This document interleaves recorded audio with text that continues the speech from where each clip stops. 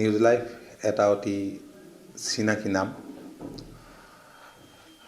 News লাইভে 18 বছৰ অতিক্ৰম কৰি 19 বছৰত ভৰি দিয়া বুলি জানি অত্যন্ত আনন্দিত হৈছোঁ আৰু গৌৰৱৰ এইখনত মই নিউজ লাইভৰ CMD, এডিটৰ ইন চিফ, লগতে এই সংবাদ মাধ্যমৰ লগত জড়িত সকলোকে মই আন্তৰিক অভিনন্দন আৰু কৃতজ্ঞতা জনাইছোঁ।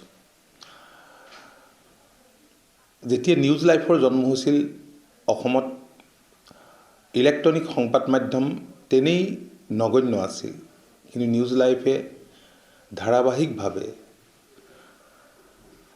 সমাজৰ বিভিন্ন দিশ এই সংবাদ মাধ্যমৰ জৰিয়তে নিৰপেক্ষ বিশ্লেষণৰ জৰিয়তে বা ৰাজনৈতিকভাৱে সচেতন কৰাকে ধৰি বিভিন্ন ক্ষেত্ৰত যি এক অগ্ৰণী ভূমিকা গ্ৰহণ কৰি আহিছে, যাৰ বাবে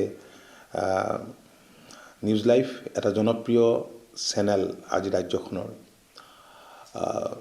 মই আকৌ এবাৰ সকলোকে ধন্যবাদ জনাইছোঁ আৰু আমি আশা ৰাখিম যে অনাগত দিনত নিউজ লাইভে